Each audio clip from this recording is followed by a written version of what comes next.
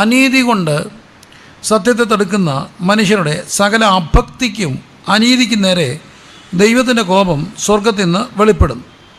പലപ്പോഴും മനുഷ്യൻ അനീതി കൊണ്ട് സത്യത്തെ തടുക്കാനായിട്ട് ശ്രമിക്കാറുണ്ട്. പക്ഷേ സത്യം എപ്പോഴും ജയിക്കും. സത്യമേവേ എന്നുള്ള സത്യം എപ്പോഴും ജയിക്കും എന്നുള്ള ഒരു അടിസ്ഥാന ചിന്ത തന്നെ ഭാരതത്തിൻ്റെ ഒരു ദർശനം കൂടാണ്. പക്ഷേ അനീതി കൊണ്ട് സത്യത്തെ തടുക്കുന്ന മനുഷ്യരുടെ സകല അബദ്ധിക്കും അനീതിക്കും നേരെ ദൈവത്തിൻ്റെ കോപം സ്വർഗത്തിൽ നിന്ന് വെളിപ്പെടുന്നു.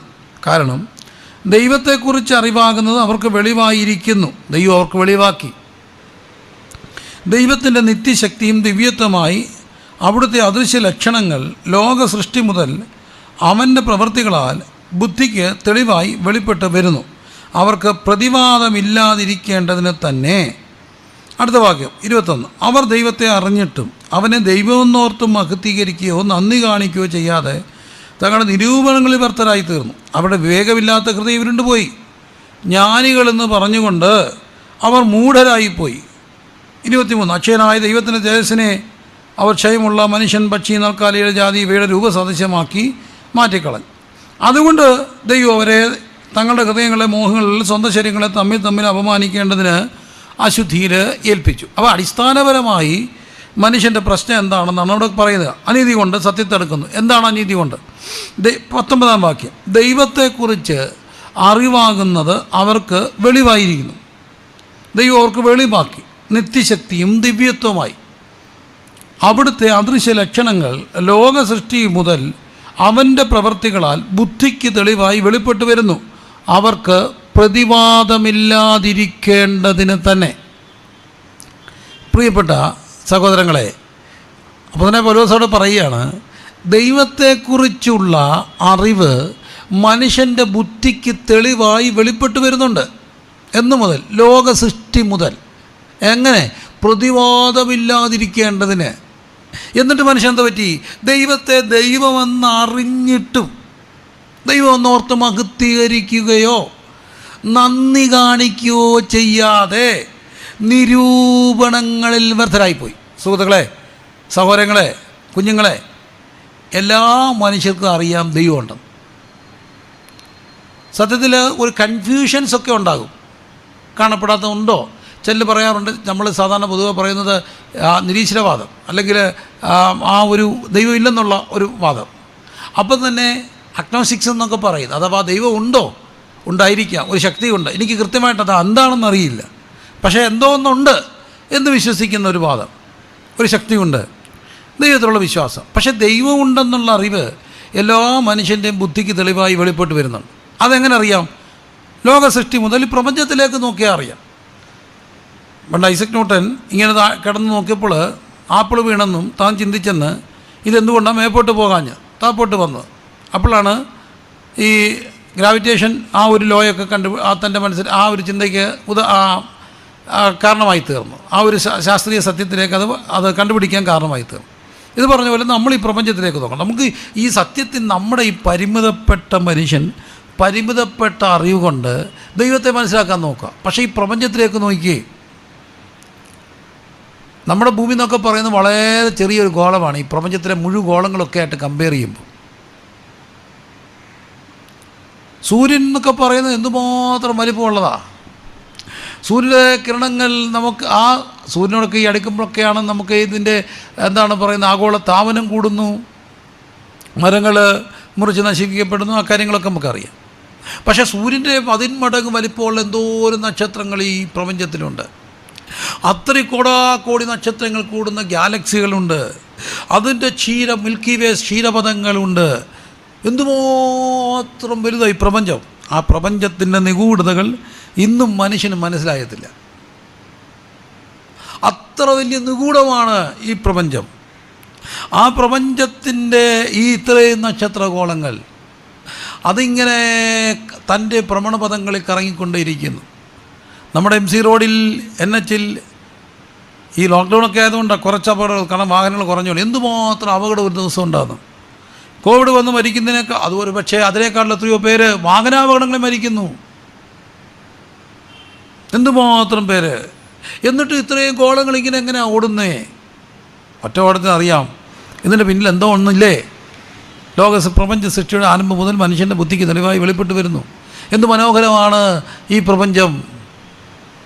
കുന്നുകൾ, അതിൻ്റെ യൂണിറ്റി, അതിൻ്റെ ഡൈവേഴ്സിറ്റി, കുന്നുകൾ, താഴ്വരകൾ, മലകൾ, മലനിര, എന്തെല്ലാം അതിൻ്റെ ആ കാലാവസ്ഥകളിങ്ങനെ താളത്തി വരുന്നു. വസന്തവും ശിശിരവും ഹേമന്തവും ആ വർഷകാലവും ഇതെല്ലാം ഇങ്ങനെ മാറി മാറി വരുന്നു. ലോകത്തിലെ ഏറ്റവും നല്ല കൃത്യമായിട്ട് മൺസൂൺ കിട്ടുന്നൊരു സ്ഥലമാണ് നമ്മുടെ നാട്. പക്ഷേ ഇപ്പം നമുക്ക് മൺസൂൺ എന്ന് കേട്ടാൽ പേടിയായിട്ട് മാറുന്നു. പെട്ടെന്ന് ന്യൂനമർദ്ദം എന്നൊക്കെ കേട്ടാൽ നമ്മുടെ ചങ്കിടിക്കുന്നു. നമ്മുടെ ചങ്കിനകത്ത് ഭയങ്കര മർദ്ദം ഉണ്ടാകുന്നു. കാരണം എവിടെയോ പ്രകൃതി പോലും താളം. പക്ഷേ ഇന്നൊരു പ്രകൃതി ഇങ്ങനെ താളത്തിലൊക്കെ ഓടുന്നു. എങ്ങനെ ഇത് ഓടുക? ഇതിന് പിന്നെ എന്തോ ഒരു നിയന്ത്രണ ശക്തി ഉണ്ടെന്ന് നമുക്കറിയാം. ഒന്നും വേണ്ട, നമ്മുടെ മനുഷ്യ ശരീരത്തിലേക്ക് നോക്കുക. അതുകൊണ്ടാണ് പറയുക, ഭയങ്കര അതിശയകരമായി ഞാൻ നിന്നെ സൃഷ്ടിച്ചിരിക്കുന്നു. എൻ്റെ പൊന്നു പ്രിയപ്പെട്ടവരെ, നമുക്ക് അറിയാം, നമ്മുടെ ആ ശരീരത്തിൽ നമ്മുടെ മുടി വളരുന്നു. ഇപ്പം മുടിയൊക്കെ വളർത്തി റബ്ബർ ഇങ്ങനെ ബാൻഡൊക്കെ ഇട്ട് നടക്കുന്ന മക്കളൊക്കെ ഉണ്ട്. അവർക്ക് മുടിയും താടിയൊക്കെ വളർത്തിയൊക്കെ ഇഷ്ടമാണ്. പ്രത്യേകിച്ച് ലോക്ക്ഡൗണിലെ ഒരു കാലഘട്ടത്തിൽ അത് വലിയൊരു ട്രെൻഡ് പോലൊക്കെ ആയി. ചില മുട്ടയടിക്കുന്നു, ചില വളർത്തുന്നു. അതൊക്കെ ഇഷ്ടം പോലൊക്കെ ചെയ്യുക, നിങ്ങളുടെ കാര്യം. പക്ഷേ ഒരു കാര്യം ചോദിച്ചോട്ടെ, ഈ മുടി വളരുന്ന പോലെ, ഈ താടി വളരുന്ന പോലെ നിങ്ങളുടെ ഈ കൺപീലി വളർന്നായിരുന്നെങ്കിൽ നിങ്ങൾ എന്ത് ചെയ്തിനെ? എല്ലാം വളരുകയല്ലേ. മുടി വളരുന്നു, താടി വളരുന്നു, മീശ വളരുന്നു, മൂക്കിലെ രോമം ചിലപ്പം വളർന്നിറങ്ങുന്നത് വട്ടിച്ച് കളയുന്നു. ഈ കൺപീലി ഇങ്ങനെ വളർന്നായിരുന്നു എന്ത് ചെയ്തിനെ? പെങ്കുഞ്ഞുങ്ങളെ, നിങ്ങളൊക്കെ പിരിയൊക്കെ നിങ്ങളുടെ ഇച്ചിരി കൂടുതലൊക്കെയാണ്, നിങ്ങളൊക്കെ കൃത്യമായിട്ട് അതൊക്കെ പ്ലക്ക് ചെയ്തോ ഒക്കെ ഷേപ്പ് ചെയ്തൊക്കെ വളരെ വൃത്തിയായിട്ട് വെക്കും. നിങ്ങളുടെ കൺപീലി ഇങ്ങനെ അങ്ങ് വളർന്നായിരുന്നു നിങ്ങൾ എന്ത് ചെയ്തിനെ? അങ്ങനെയാണെങ്കിൽ എല്ലാം വളരണ്ടേ? അപ്പോൾ നിങ്ങൾ പറയും പോയി വെട്ടിയനെന്ന്. വെട്ടിയാൻ എന്താ പറ്റും? കുത്തിക്കൊള്ളും, പിന്നെ കണ്ണടയ്ക്കാൻ പാസ്. എനിക്ക് എപ്പോഴുണ്ട് സ്കൂളിൽ പഠിക്കുമ്പോൾ ഒരു കുഞ്ഞ് രസത്തിന് കൺപീലി ഇങ്ങനെ വെട്ടിമുറിച്ചു. പിന്നെ അവന് ഉറങ്ങാൻ പാടായിപ്പോയി. കണ്ണെല്ലാം ഇങ്ങനെ നീര് വെച്ച് എനിക്ക് ഇപ്പോഴും എൻ്റെ മനസ്സിലിരിപ്പുണ്ട്. എന്താ കാര്യം? അതുമാത്രം എന്തെങ്കിലും ഇരിക്കുക. അപ്പോൾ എന്തുകൊണ്ടും നമ്മുടെ ഈ ഭയങ്കര അതിശയകരമായി ഇതിനെ ഇങ്ങനെ സൃഷ്ടിച്ചിരിക്കുകയല്ലേ. ഒന്ന് ഓർത്ത് നോക്കിയേ, എന്തൊരു ഡിസൈനിങ്ങാണ്. ഇന്നെല്ലാം മനുഷ്യപ്പിള്ള മക്കൾക്കൊക്കെ ഇഷ്ടമാണ്. ഇവർക്ക് മസിലൊക്കെ ഭയങ്കര ഇഷ്ടമാണ്. അതിനുവേണ്ടി ഇഷ്ടം പോലെ മിക്ക വീട്ടിലും ഉണ്ട് ഇപ്പം. ആ ഡംബിൾസൊക്കെ എടുത്ത് അതിങ്ങനെ അതിന് വർക്കൗട്ടൊക്കെ ചെയ്ത് 6 പാക്ക് 8 പാക്കും ഒക്കെ കൊണ്ട് നടക്കുന്ന മക്കളാണ്. നല്ല മസിലൊക്കെ ഇങ്ങനെ ചുരുട്ടിയൊക്കെ ഇങ്ങനെ അവർ ചിലപ്പോൾ ഇങ്ങനെ സെൽഫിയൊക്കെ എടുത്തിട്ട് അതൊക്കെ ഭയങ്കര സംഭവമാണ്. അപ്പം ഇങ്ങനെ കൈ ഇങ്ങനെ പിടിച്ചാൽ ഇങ്ങോട്ട് വരുന്നു. ഞാൻ ചോദിച്ചോട്ടെ, ഈ കൈ ഇങ്ങനെ പോയിട്ട് ഇവിടെ ഇങ്ങനെ ഫ്ലെക്സിബിളായിട്ട് നിൽക്കുന്നു. ഇത് അതുപോലെ അങ്ങോട്ടും പോകുമായിരുന്നെങ്കിലോ? ഈ കൈ ഇവിടം കൊണ്ട് ഇങ്ങനെ അങ്ങ് പോകുമായിരുന്നെങ്കിൽ നിങ്ങൾ എന്ത് ചെയ്തേ? നമ്മൾ എന്ത് ചെയ്തേനെ? നമ്മുടെ കൈ തന്നെ ഇങ്ങനെ കിടന്ന് ആടിയനെ. ഒരു പപ്പടം എടുക്കാൻ നമ്മുടെ കൈ കൊണ്ട് വെക്കുമോ? ഇങ്ങോട്ട് മസിലുണ്ട്, ഇവിടെ കൊണ്ട് നിൽക്കുന്നു. താപ്പോട്ട് പോയാൽ നമ്മൾ എന്ത് ചെയ്തേനെ? നമ്മളെ കൊണ്ട് പപ്പടം എടുക്കാൻ വെക്കുമോ? ഒക്കത്തില്ല. അപ്പം നമ്മുടെ ഈ ശരീരത്തോട്ട് നോക്കിയേ. ഇന്നത്തെ കേരളത്തിൻ്റെ ഏറ്റവും വലിയ പ്രശ്നം എന്താ? ലോകത്തിന് തന്നെ പ്രശ്നമാണ് ഈ മാലിന്യം സംസ്കരിക്കുക എന്നൊക്കെ പറയുക. കാരണം പണ്ട് നമുക്ക് സാധന സാമഗ്രികൾ കുറവായിരുന്നു. ആ ഒരു സമയത്താണ് പണ്ടത്തെ റാലി സൈക്കിള് എല്ലാ കാര്യങ്ങളും മെയ്ഡ് ഇൻ ഇംഗ്ലണ്ടായിരുന്നു. ഇപ്പോൾ തന്നെ ഒരു ഹീറോ പേരാ made in England rally cycle, England made in England, royal Enfield, അതൊക്കെ വലിയ സംഭവമായിരുന്നു. അപ്പോൾ ഒരു റോയൽ എൻഫീൽഡൊക്കെ മേടിച്ച 1960s ബുള്ളറ്റൊക്കെ ഇപ്പോഴും ഉണ്ട്. അന്ന് മേടിച്ച ഇംഗ്ലണ്ട് റാലി സൈക്കിളിൽ ഇപ്പോഴും പെയിൻ്റ് അടിച്ച് സൂക്ഷിക്കുന്നവരുണ്ട്. അപ്പോൾ അങ്ങനെ കാലം മുമ്പോട്ട് പോയപ്പം ഈ ഇംഗ്ലണ്ട് അന്നത്തെ നല്ല സാധനങ്ങൾ മേടിച്ച ലൈഫ് ലോങ് ഉപയോഗിക്കാം. അപ്പോഴാണ് ജപ്പാൻ്റെയൊക്കെ മെയ്ഡ് ഇൻ ജപ്പാൻ വന്ന്. അപ്പോൾ ജപ്പാനെ സംഭവം എന്താ വന്നു? ഒരു 10 വർഷത്തെ കാലാവധിയുള്ളൂ. അപ്പോൾ 10 വർഷം കഴിഞ്ഞാൽ കളയും. കാരണം അന്നേരം ഒരു ട്രെൻഡ് കൊണ്ടുവന്നു. നിങ്ങളിതിൽ ഒരു കാര്യം, ഒരു സൈക്കിൾ, ഒരു ബൈക്ക്, അല്ലെങ്കിൽ ഒരു സംഭവം അതിങ്ങനെ ജീവിതകാലം മുഴുവൻ കാണുന്നേ. നമ്മുടെ അപ്പന്മാരും അമ്മമാരൊക്കെ അങ്ങനെയാണ്. അവർ കട്ടിൽ പണിതതും മേശ പണിതതും ഡെസ്ക് പണിതതും അല്ലെങ്കിൽ സെറ്റ് പണിതതും എല്ലാം ഈട്ടിൻ തേക്കലും ഒക്കെയാണ്. ഇപ്പോൾ ആരും ഈട്ടിൻ തേക്കലൊന്നും ഒരു ന്യൂജൻ പണിയത്തില്ല. അവർ പറയാൻ മണന്ന അതൊരു ശരിയല്ല. കാരണം നമ്മളിങ്ങനെ ജീവിതകാലം മുഴുവൻ ഇത് കണ്ടുകൊണ്ടിരിക്കണ്ടേ. അതുകൊണ്ടാണ് ഈ പ്ലൈവുഡിലൊക്കെ പണിത് ഇപ്പോൾ സെറ്റ് ഇടുക. 10 വർഷം കഴിയുമ്പോൾ ഡംപ് ചെയ്ത് കളയും. അപ്പോൾ ആ ഒരു കൾച്ചർ വന്ന ഈ ജപ്പാൻ സമയം ഒരു 10 വർഷം. ഈ 10 വർഷം കഴിയുമ്പം കളയണം. അപ്പോൾ അത്രയും സാധനം ഡംപ് ചെയ്യണ്ടേ. അപ്പോഴാണ് പുതിയ ആശയമായിട്ട് കോവിഡിന് മുമ്പ് ഒരു കാര്യം വന്നു.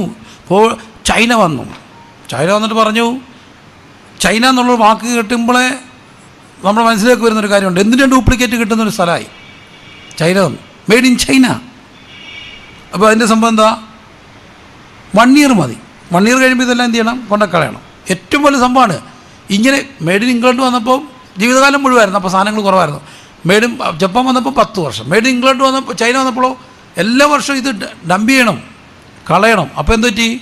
ഇത് കളയാൻ കൊണ്ട് സ്ഥലമില്ലാതായി. മാലിന്യ സംസ്കരണം. അപ്പോഴാണ് നമ്മൾ പ്ലാസ്റ്റിക് നിരോധിക്കണം എന്നൊക്കെ പറയുന്ന ഒത്തിരി കാലഘട്ടത്തിലേക്ക് വരും. ഇപ്പോൾ ഏറ്റവും വലിയൊരു പ്രശ്നമാണ് മാലിന്യം സംസ്കരിക്കുക എന്നൊക്കെ പറയും.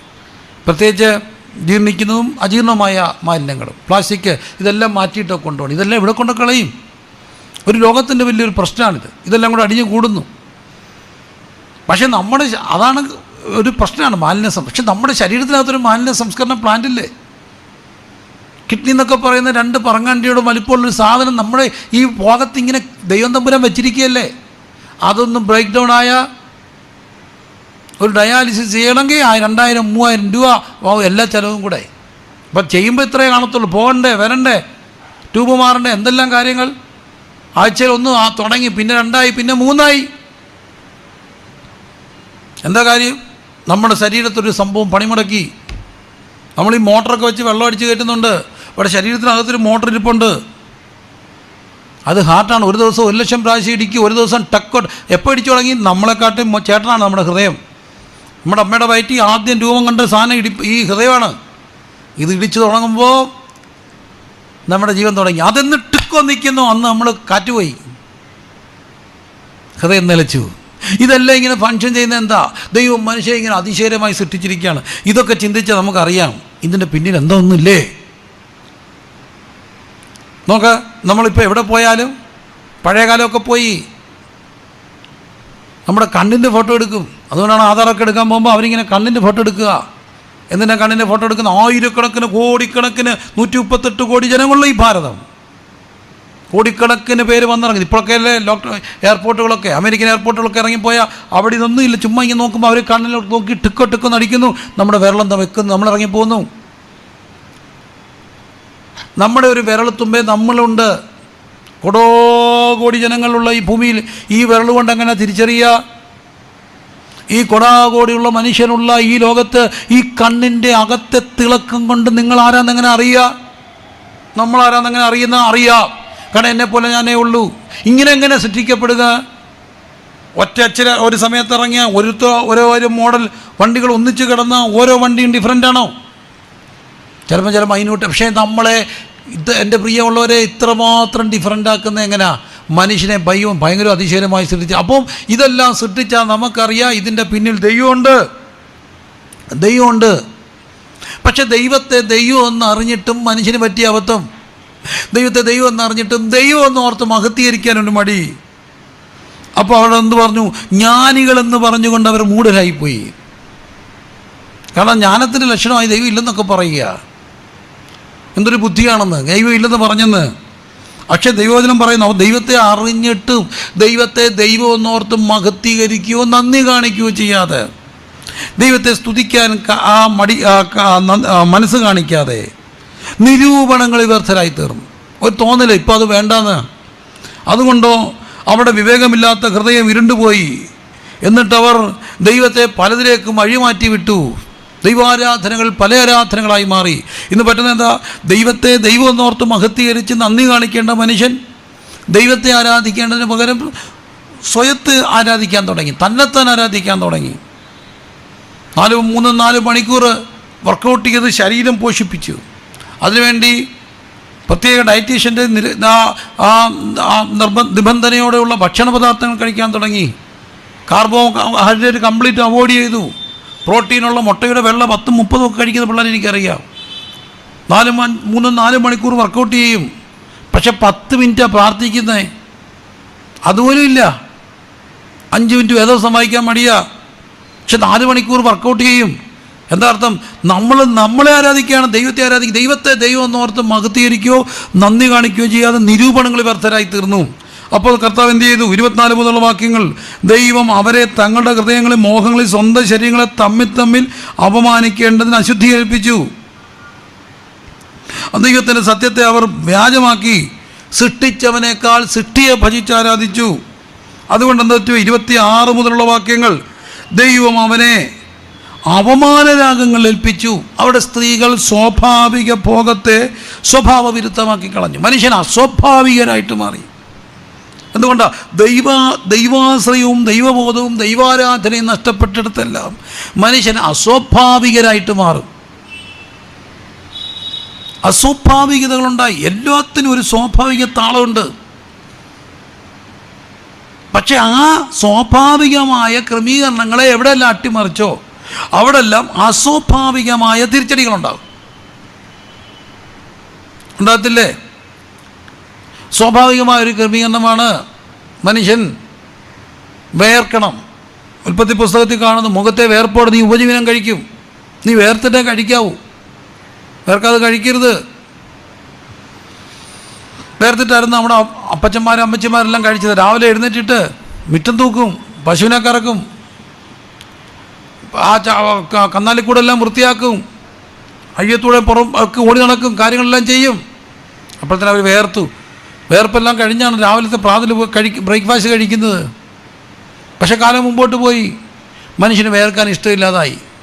വേർക്കാൻ ഇഷ്ടമില്ല എന്ന് മാത്രമല്ല, കഴിപ്പ് കൂട്ടുകയും ചെയ്തു. കഴിപ്പോട് കഴിപ്പ്, രാവിലെ കഴിപ്പ്, അത് കഴിഞ്ഞ് 10-നും ഉച്ചയ്ക്കും ഇടയ്ക്കൊരു ബ്രേക്ക്ഫാസ്റ്റിനും ലഞ്ചിനും ഇടയ്ക്കൊരു ബ്രഞ്ച്, പിന്നെ ലഞ്ച്, പിന്നെ 4 മണിക്ക് സ്നാക്സ്, പിന്നെ വൈകിട്ട് ഹെവി ഡിന്നർ. വേർത്തോ ഇല്ല. അങ്ങനെ നടന്നപ്പോൾ എന്താ പറ്റി? തിരിച്ചടി കിട്ടി. എന്താ തിരിച്ചടി കിട്ടിയത്? അത് ഷുഗറായി, പ്രഷറായി, കൊളസ്ട്രോളായി, ഹാർട്ടായി, ക്യാൻസറായി, ജീവിതജന്യ രോഗങ്ങളായിട്ട് മാറി. എന്താ കാര്യം? സ്വാഭാവികമായ മനുഷ്യൻ വേർത്തിട്ട് വേണം ജീവിക്കാൻ. വേർക്കണം, വേർത്തിട്ട് കഴിക്കണം. കഴിക്കാൻ വേണ്ടി ജീവിക്കരുത്. വേർത്തില്ല, കഴിപ്പ് കൂട്ടി, തിരിച്ചടി കിട്ടി. സ്വാഭാവികമായ ഒന്നിനെ തകിടം മറിച്ചപ്പോൾ അസ്വാഭാവികമായ തിരിച്ചടി കിട്ടി. ദൈവം മനുഷ്യനോട് പറഞ്ഞു, ഒരാണിനൊരു പെണ്ണ്, ഒരു പെണ്ണിനൊരാണ്, അങ്ങനെ വേണം ജീവിക്കാൻ. ആദമിന് ദൈവം ഹവ്വയെ കൊടുത്തു. പിന്നെ നമ്മൾ അവർക്ക് ചോദിക്കും, ലാമൊക്കെ അതൊക്കെ ലേറ്റർ ഡെവലപ്മെൻ്റ് ആണ്. In the beginning God created. ദൈവം അവനെ ആണും പെണ്ണുമായിട്ട് സൃഷ്ടിച്ചു. ഒരാണും ഒരു പെണ്ണും, ആദമും ഹവ്വയും. കുറേ കഴിഞ്ഞപ്പോൾ മനുഷ്യൻ പറഞ്ഞു, പോരാ, എനിക്ക് ഒത്തിരി വേണം. തിന്നുക, കുടിക്കുക, ആനന്ദിക്കുക, നാളെ ചാവുമല്ലോ, അടിച്ചു പൊളിക്കണം. അടിച്ചു പൊളിച്ചു. എന്താ പറ്റി? തിരിച്ചടി കിട്ടി. എയ്ഡ്സ് പോലെയുള്ള മാരക രോഗങ്ങൾ ഇതിനു മുമ്പ് വന്ന അവന് തിരിച്ചടി കിട്ടി. എന്താ കാര്യം? സ്വാഭാവികമായ ഒരു ക്രമീകരണത്തെ തകിടം മറിച്ചപ്പോൾ അസ്വാഭാവികമായ തിരിച്ചടി കിട്ടി. മനുഷ്യനോട് ദൈവം പറഞ്ഞു, ആദാമേ, നിന്നെ ഞാൻ തോട്ടത്തിലാക്കി വെച്ചു. നീ എന്ത് ചെയ്യണം? തോട്ടം സൂക്ഷിക്കണം, കായ്കനികൾ ഭക്ഷിക്കണം. അതുകൊണ്ടാണ് കേരള ക്രൈസ്തവരുടെ തനതായ ചില കലകളുണ്ട്. അതിലൊന്നാണ് പരിചമുട്ടുകളിയും മാർഗംകളിയൊക്കെ. അതൊരു പരിചമുട്ടുകളിയൊക്കെ ഒരു കായിക അയോധന കലകളുടെ ഭാഗമായി മനുഷ്യന് അവൻ്റെ ശരീരത്തിനൊക്കെ ആവശ്യമായ ആയാസം കൊടുക്കുന്ന, അപ്പം തന്നെ ബൈബിൾ കഥകൾ പാട്ടുകളിലൂടെ അവതരിപ്പിച്ച തനതായ ആ ഒരു ക്രൈസ്തവ പാരമ്പര്യങ്ങൾ. അതിനകത്തെ ചില പാട്ടുകൾ ഇങ്ങനെ കേട്ടിട്ടില്ലേ? ആദാമേ, നിന്നെ ഞാൻ തോട്ടത്തിലാക്കി വൈ, തോട്ടം സൂക്ഷിപ്പാനും കൈകനികൾ ഭക്ഷിപ്പാനും. ആദാമേ, നിന്നെ ഞാൻ തോട്ടത്തിലാക്കി. എന്തിനാ? നീ തോട്ടം സൂക്ഷിക്കണം, കൈകനികൾ ഭക്ഷിക്കണം. അപ്പോൾ മനുഷ്യനോട് ദൈവം പറഞ്ഞു, നീ തോട്ടം സൂക്ഷിക്കണം. മരം വെക്കണം എന്നും പറഞ്ഞത് അതിനൊക്കെ മുമ്പ് തമ്പുരാനോട് പറഞ്ഞു. ഇന്ന് നമ്മൾ കാണുന്നുണ്ട്, പിച്ചിലെ വൃക്ഷം നട്ടു എന്നൊക്കെ കാണുന്നുണ്ട്. അപ്പോൾ എവിടെല്ലാം ദൈവം മരങ്ങൾ അവർ നട്ടു. തോട്ടം സൂക്ഷിക്കണം, തോട്ടത്തെ ചൂഷണം ചെയ്യല്ല, ഇതെല്ലാം നിൻ്റെ കയ്യിലാണ്. പക്ഷെ നീ അതിനെ സൂക്ഷിച്ച് കാക്കണം. മനുഷ്യൻ എന്ത് ചെയ്തു? മരം വെട്ടി നശിപ്പിക്കാൻ തുടങ്ങി. മരം വെട്ടി നശിപ്പിക്കാൻ തുടങ്ങിയപ്പോൾ തിരിച്ചടി കിട്ടി. ആഗോള താപനം. അപ്പോൾ തന്നെ നമ്മളെല്ലാം ഭിത്തിയിലും സ്കൂളിൽ മതിലെല്ലാം എഴുതി വെച്ചിരിക്കുന്നത് എന്താണ്? ആഗോള താപനം. ഏക മറുപടി മരം, വൃക്ഷം. അപ്പോൾ എന്ത് പറഞ്ഞു? ഒരു മരം നടുക, മരം തൈകൾ നടുന്ന പദ്ധതികൾ വന്നു. എന്തോരം നടപ്പിലായി എന്നുള്ളത് മറ്റൊരു കാര്യം. ഓസോൺ ലെയർ കിഴുത്ത വീഴുന്നു. എന്താ കാര്യം? മരം നശിപ്പിച്ചു. പ്രകൃതിയെ സൂക്ഷിക്കണമെന്ന് പറഞ്ഞവൻ അതിൻ്റെ ക്രമീകരണം തകിടം മറിച്ചപ്പോൾ പ്രകൃതിയുടെ തിരിച്ചടി ഉണ്ടായി. മലകളെല്ലാം ഇടിച്ചു നിരത്തി, താഴ്വരകളെല്ലാം മണ്ണിട്ട് നികത്തി, ആറിൻ്റെ സൈഡെല്ലാം കെട്ടിയെടുത്തു, കൈത്തോടുകളെല്ലാം മനുഷ്യൻ കയ്യേറി. തിരിച്ചടി, വെള്ളം താഴുന്നില്ല. പ്രളയം കഴിഞ്ഞാൽ മഹാവറവ്. കാരണം ഈ ഒഴുകി വരുന്ന വെള്ളം ഊന്നു പോകുന്ന പ്രകൃതി താഴുന്നില്ല. ഭൂമിയോട് മല്ലടിക്കണം, ഭൂമിയെ ഭൂമിയിൽ അധ്വാനിക്കണം, വേർത്തോട് അധ്വാനിക്കണം, കിളയ്ക്കണം, ഒഴുകണം. അപ്പം വെള്ളം ഇവിടെ ഇറങ്ങും. അപ്പോൾ എന്ത് പറ്റി? രാസവളങ്ങളിടാൻ തുടങ്ങി, മണ്ണിരകൾ. ഏത് കാര്യവും സ്വാഭാവികമായതൊന്ന് തകിടം മറിച്ചപ്പോൾ അസ്വാഭാവികമായ തിരിച്ചടികളുണ്ടായി. ഇവിടെ ഏറ്റവും വലിയ അസ്വാഭാവികത ഉണ്ടായി. എന്താണെന്നറിയാമോ? ദൈവത്തെ ദൈവം എന്നോർത്ത് മഹത്വീകരിക്കാതെ നന്ദി കാണിക്കാതെ നിരൂപണങ്ങൾ വ്യർത്ഥമായപ്പോൾ അസ്വാഭാവികമായ തിരിച്ചടി ഉണ്ടായതാണ് 26 മുതലുള്ള വാക്യങ്ങൾ. ദൈവം അവരെ അപമാനരാഗങ്ങളിൽ ഏൽപ്പിച്ചു. അവർ സ്വാഭാവിക ആ അനുഭവങ്ങളെ സ്വഭാവവിരുദ്ധമാക്കി. പുരുഷന്മാരോടും സ്ത്രീകളോടും അവലക്ഷണമായത് പ്രവർത്തിച്ചു. എന്താണ്? മനുഷ്യനെ ദൈവം സൃഷ്ടിച്ചത് സെക്ഷൽ ബീയിങ് ആയിട്ടാണ്. അതാണ് ഉൽപ്പത്തി പുസ്തകം 5-ാം അധ്യായത്തിൽ കാണുന്നത്. ദൈവം അവരെ ആണും പെണ്ണുമായിട്ട് സൃഷ്ടിച്ചു. അവർക്ക് ആദാം എന്ന് പേരിട്ടു. ആണും പെണ്ണുമായിട്ട് ദൈവം മനുഷ്യനെ സൃഷ്ടിച്ചത്. എന്താ അതിൻ്റെ അർത്ഥം? മനുഷ്യൻ ഹെട്രോസെക്ഷൽ ബീയിങ് ആണ്. ആണിനോട് അല്ല, ആണിന് പെണ്ണോടും പെണ്ണാണിനോടും സ്വാഭാവികമായ അട്രാക്ഷൻസ് ഉണ്ടാകും. അത് ക്വൈറ്റ് നാച്ചുറൽ, സ്വഭാവമാണ്, പ്രകൃതിയാണ്, പ്രകൃതിയുടെ വിളിയാണ്. പക്ഷേ ദൈവത്തെ ദൈവം എന്നോർത്ത് മഹത്വീകരിക്കാൻ നന്ദി കാണിക്കാൻ നിരൂപണങ്ങൾ വ്യർത്ഥരായപ്പോൾ അസ്വാഭാവിക തിരിച്ചടികളുണ്ടായി. എന്താ പറ്റി? ഹെട്രോസെക്ഷൽ ബീങ്സ് ഹോമോസെക്ഷലായിട്ട് മാറി. ഇന്ന് നിയമത്തിൻ്റെയൊക്കെ പരിരക്ഷ അതിനൊക്കെ ഉണ്ടെന്നൊക്കെ പറയുമ്പോൾ പോലും വേദപുസ്തകം പഠിപ്പിക്കുന്നു അപലക്ഷണമായത് പ്രവർത്തിച്ചു. എന്താ കാര്യം? തിരിച്ചടികൾ. അങ്ങനെ തങ്ങളുടെ വിഭ്രമത്തിന് യോഗ്യമായ പ്രതിഫലം തങ്ങളിൽ തന്നെ പ്രാപിച്ചു. അതുകൊണ്ട് തമ്പുരാൻ എന്ത് ചെയ്തു? അവരെ ദൈവത്തെ പരിജ്ഞാനത്തിൽ ധരിപ്പാൻ ഇഷ്ടമില്ലാതിന് തക്കവണ്ണം അവരെ ഉചിതമല്ലാത്തതിന് ചെയ്യാൻ നികൃഷ്ടബുദ്ധിയിലേൽപ്പിച്ചു. God gave them over to a depraved mind to do what ought not to be done. എന്ത് ചെയ്യരുതോ അത് ചെയ്യാൻ വേണ്ടി ഏൽപ്പിച്ചു. എന്താ ചെയ്യേണ്ടിയിരുന്നേ? ദൈവത്തെ ദൈവം എന്നോർത്ത് മഹത്വീകരിക്കണം, നന്ദി കാണിക്കണം. ദൈവത്തോട് നന്ദി കാണിക്കാനുള്ള ഏറ്റവും വലിയ വഴിയുണ്ട. ദൈവത്തെ ആരാധിക്കണം, ദൈവത്തെ സ്തുതിക്കണം, നമ്മുടെ ശരീരം കൊണ്ട് ദൈവത്തെ മഹത്വപ്പെടുത്തണം. ദൈവസന്ധി സ്നേഹത്തിൻ്റെ അതിൻ്റെ ആ പ്രകടനമായ സമയം ചെലവഴിക്കണം, പ്രാർത്ഥിക്കണം, കർത്താവിനോട് ഈ നല്ല പ്രായത്തിൽ ദൈവത്തെ സ്തുതിക്കണം. അപ്പോൾ എന്ത് പറ്റി? പരിജ്ഞാനത്തിൽ ധരിപ്പാൻ ഇഷ്ടമില്ലാതെ വന്നപ്പം ദൈവം എന്ത് ചെയ്തു?